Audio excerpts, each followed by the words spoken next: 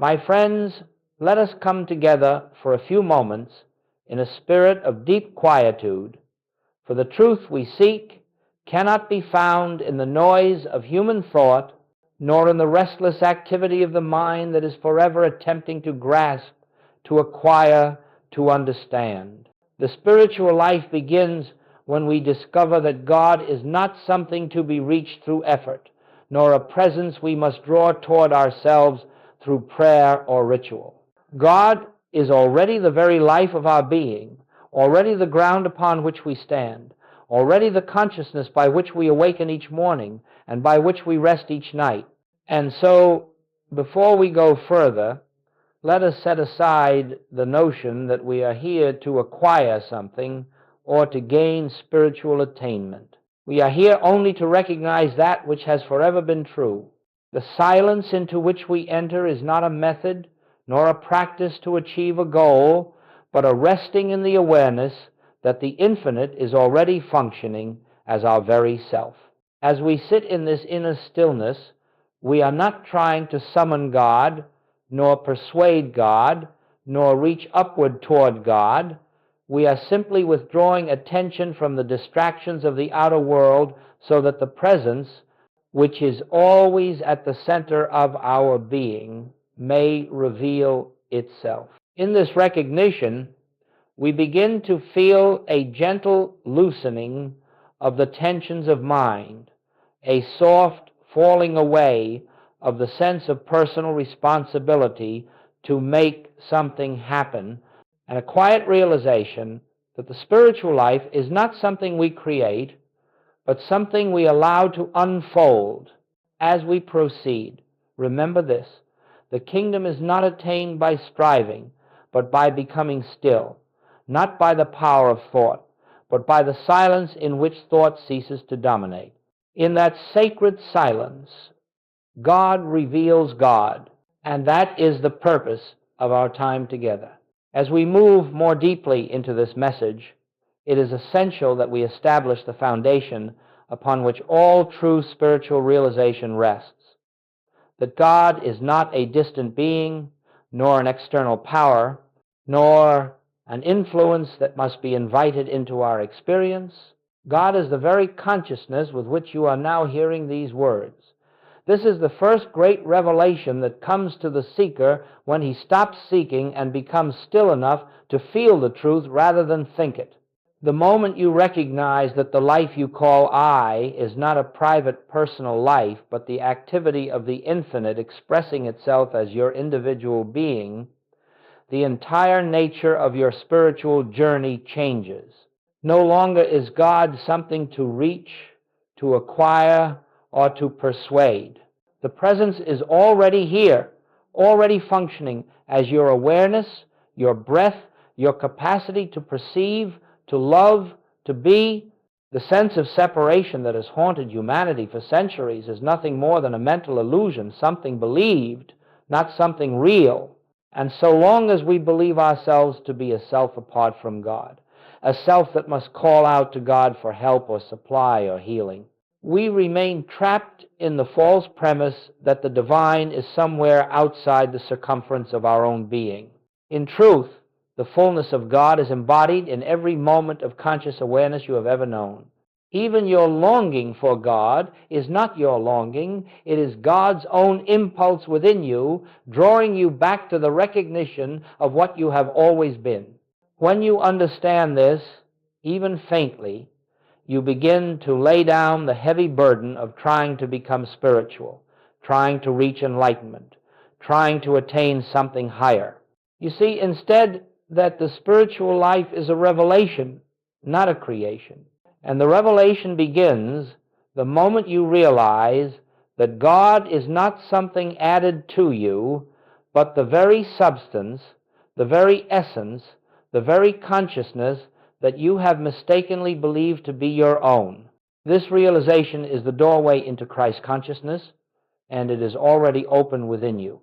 And so long as we believe ourselves to be a self apart from God, a self that must call out to God for help or supply or healing, we remain trapped in the false premise that the divine is somewhere outside the circumference of our own being.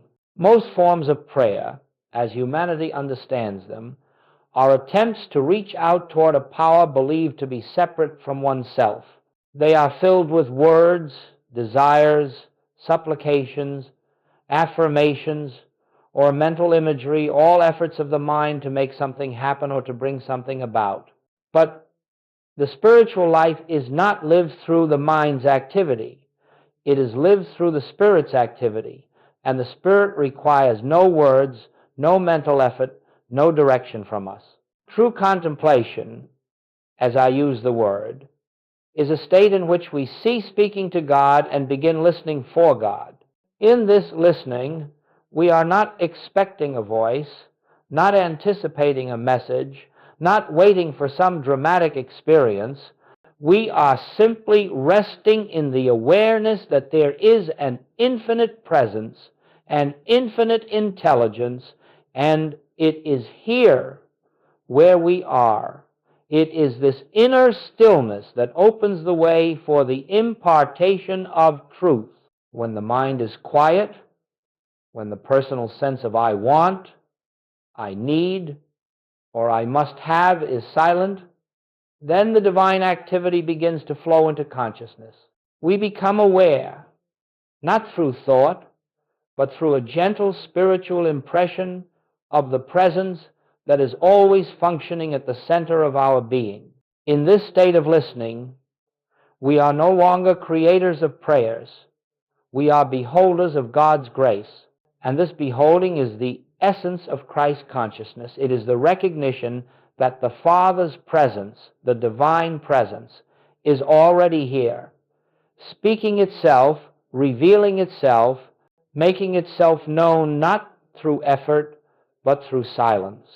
Therefore, let us understand that every moment we spend in quiet listening is a moment spent in the awareness of God, and that it is in the silence, not in the words, where the true communion takes place. Before we can enter the silence in which the presence reveals itself, there must come a quiet, humble willingness to set aside the personal sense of self that has for so long attempted to run our lives. This personal I, the human ego, is forever striving, forever fearing, forever planning, forever reaching for something it imagines to be missing. It is this restless selfhood that prevents us from hearing the still small voice, not because God hides himself, but because the noise of personal will leaves no space for the divine impartation to be felt. And so, the preparation for true spiritual communion is not the sharpening of the mind or the strengthening of effort. It is precisely the opposite. It is the gentle surrender of the belief that we know what is needed, that we can direct spiritual power, or that we must control the course of our experience. As long as we approach God with a desire to get something, a healing, a supply, a solution, we remain in the realm of the personal mind, where true communion cannot take place. Therefore, the first movement of the soul in preparation for silence is the laying down of all self-initiated purpose. We become as an empty vessel, not in despair, but in receptivity. We relinquish the impulse to guide the meditation, to force an experience, or to condition the presence by our expectations. This emptying is not a dramatic act. It is a quiet recognition that the human self can do nothing of a spiritual nature and need not try. When we adopt this attitude, Father, I do not know, reveal thyself, we step out of the way and make room for the true activity of God. It is in this emptiness, this freedom from personal will, that the door opens inwardly and the grace of God finds an unobstructed channel through which it may express. This surrender is not loss, it is liberation. For when the personal sense falls silent, the divine life that has always been our life rises into awareness, and we discover that nothing was ever required of us but the willingness to be still. And now, Having prepared ourselves through the gentle release of personal will, we come to that sacred moment in which we enter the silence not as seekers, not as beggars, not as individuals striving to attain spiritual experience, but as the very place where God's presence may reveal itself. You will discover, as you continue on this path, that the deepest spiritual practice is beautifully simple. It asks nothing of you except that you rest quietly in the awareness that the infinite is already here. And so, as you sit in stillness, there is no need to shape your thoughts, no need to repeat holy words, no need to engage in affirmation or denial. Those are activities of the mind, and the mind has no part in the revelation of spirit. Instead, let there be a moment of gentle recognition, perhaps only a whisper within your heart of the truth. Here I am, Father, speak, for thy servant heareth. This is not a phrase to repeat. It is not a mantra. It is a momentary turning, an inward remembrance that there is a presence, a love, an intelligence functioning at the center of your being. After this recognition, release even the words. Allow them to dissolve into silence. The practice now becomes pure receptivity. You are not waiting for an experience. You are not hoping for a sign. You are simply being still, inwardly open, inwardly listening, without expectation. A soft inner quietness begins to form, a quietness not created by you, but arising of its own accord, the moment you stop leaning upon thought. In that stillness, you may sense an unspoken assurance, a peace that is not dependent on conditions, a presence that cannot be named yet is unmistakably real. But even these are not sought. They are simply noticed if they come. And if nothing comes, that too is perfect. For the value of this silence is not in what you feel, but in the fact that you have withdrawn from the mental noise long enough for God to be God in you without interference. This is the beginning of true spiritual communion. This is the doorway to Christ consciousness. And it is found only in the silence that contains no request, no argument, no effort, only the quiet recognition of omnipresence. This is the beginning of true spiritual communion. This is the doorway to Christ consciousness. And it is found only in the silence that contains no request, no argument, no effort, only the quiet recognition of omnipresence. It comes as a stillness deeper than silence, a quiet assurance that needs no explanation. In this sacred inner atmosphere, you may discover that the fear which a moment ago seemed so real has dissolved without struggle. Tension that once gripped the mind loosens, not because you worked at it, but because fear and tension cannot exist in the presence of realized truth. You may feel a sense of being upheld, supported, even carried not by effort, but by the recognition of a presence greater than your human sense of life. This is the dawning of Christ consciousness, a subtle yet profound shift in which you know, without any reasoning, that the life you are living is not your own. It is the life of God, living itself as you. Nothing dramatic may occur outwardly, yet inwardly something has changed. You find yourself less reactive, less fearful, less dependent upon circumstances. The peace that arises is not a peace you created, it is the peace that passeth understanding, the peace that comes only when the personal sense of self has been set aside long enough for the divine self to make itself known. Often this impartation lasts only a moment, maybe even less than a moment, but in that moment, eternity touches you, and though the mind may rush in afterward with its concerns and questions, something within you has been transformed. You have felt, however faintly, the activity of God within your own consciousness, and this is the beginning of healing, the beginning of transformation, the beginning of a new way of being, rooted not in effort, but in revelation. Nothing more is required of you than to be receptive, to remain available, and to trust that grace knows its own way and its own timing. For Christ consciousness is never attained. It is revealed, and it reveals itself in those silent moments when the human mind yields to the presence that has been there all along. As we continue to rest in this inner stillness, you will begin to notice something quite remarkable of problems that once held your attention, that seemed urgent, threatening, or insurmountable, begin to soften, lose their intensity, and in many cases dissolve altogether. And this occurs not because you have applied spiritual power to them, not because you have affirmed their unreality, nor because you have demanded a particular outcome.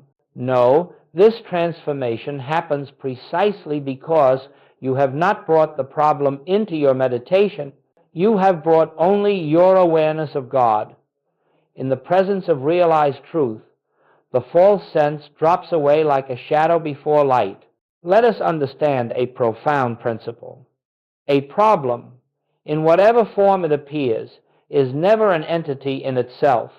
It is only the mental picture formed when we view life from a sense of separation. When the mind is filled with fear, the picture is one of danger. When the mind is filled with lack, the picture is one of limitation. When the mind is filled with a sense of personal responsibility, the picture is one of burdens. But these pictures have no power of their own. They are projections of the mind. And so, the moment we stop trying to fix the picture, stop wrestling with conditions, stop treating effects, we create an opening through which the presence may reveal what has been true all along, that nothing stands apart from God, and therefore nothing has power to oppose the activity of God. In that light, discord dissolves, not because God intervenes, but because the illusion is seen for what it is.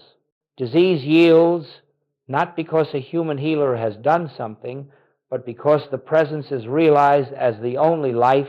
Lack disappears, not through positive thinking, but through the recognition that omnipresence leaves no space for absence. Harmony is restored not by manipulating circumstances, but by allowing the divine order to appear where human will has stepped aside. This is why Goldsmith could say that we do not treat conditions, we behold God. The silent practice does not address the problem. It dissolves the false sense that created the problem. In this way, the outer experience changes as a natural consequence of an inner revelation. And so we learn that healing is not an act we perform, nor a result we produce. It is the fruit of realized oneness. It is the evidence that we have touched the presence that is forever whole. Now, it is not enough that we touch this inner presence only in moments of meditation or periods of quiet contemplation. If spiritual living is to become our way of life, this awareness must flow with us into the marketplace, into the home, into our activities, our relationships, and even into the ordinary tasks that fill each day. The purpose of the silence is not to withdraw from life, but to reveal the presence that lives us, guides us, and sustains us in every circumstance. When you rise from meditation, do not leave the atmosphere of stillness behind. Carry it with you as a gentle awareness that there is an invisible something walking with you, going before you, preparing the way. You will discover that your speech becomes quieter, your reaction slower, your judgment softer, because you are no longer meeting the world as a personal self, but as a transparency for the divine. When a challenge presents itself, a moment of irritation, a decision to be made, a difficulty that arises, pause inwardly. Not to think, not to analyze, but to rest for a breath in the remembrance of mine own self. I can do nothing. The Father within me doeth the work. This pause, even if only for a second, restores you to the consciousness of oneness. It lifts you out of personal responsibility and returns you to the awareness that the same presence which spoke in the silence is here now in this very moment. When you touch this inner space before acting, you will find that action flows harmoniously. If there is something to say, the words are given. If there is something to do, the intuition arises gently, without strain. And if silence is required, you will feel it as naturally as a leaf turning toward the sun. Over time, this becomes not a practice, but a state of being. You come to realize that the presence that met you in your meditation is never absent. It walks through the day as your clarity, your love, your patience, your wisdom. It gradually becomes clear that there is no moment in which you live alone. The invisible Christ goes before you, stands behind you, and moves within you. This is spiritual living, not the attempt to remember God as a discipline, but the recognition that God is remembering you, carrying you, and expressing as you. When this awareness becomes the background of your life, even the simplest activities are transformed. The ordinary becomes sacred, the mundane becomes illumined, and every step you take is taken in the quiet assurance that you are never separate from the one who is your life. And now, as we bring this period of sharing to a close, let us once more return to that sacred stillness in which all true revelation takes place. For everything that has been spoken, here is but a pointer, a gentle reminder to turn inward, where the real teacher abides. Words may inspire, concepts may uplift, but it is only the realized presence that transforms. And that presence is not far off. It is closer than breath, nearer than thought, hidden in the quiet depths of your own being. As we rest together in this moment, let us acknowledge, without effort and without strain, the simple truth. God is here. The invisible, the infinite, the very life that animates us, is present now, complete and whole. Nothing needs to be added. Nothing needs to be corrected. Nothing needs to be improved. The kingdom we seek is already established within us, and so we do not leave this gathering in search of spirit, nor do we depart with tasks to accomplish or practices to perfect. We leave only with a gentle awareness that wherever we go, the presence goes with us, for it is our being. As this recognition deepens into conviction, you will find that life unfolds more harmoniously, not because you have made it so, but because you are no longer living as a separate self. You are living as a witness to the activity of God, and in that witnessing, every moment becomes a benediction. May the peace that is not of this world abide with you.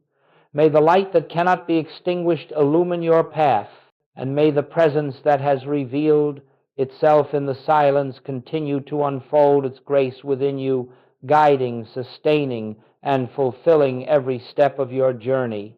We part outwardly, but inwardly we remain united in the one life, the one consciousness, the one Christ that is the truth of all being.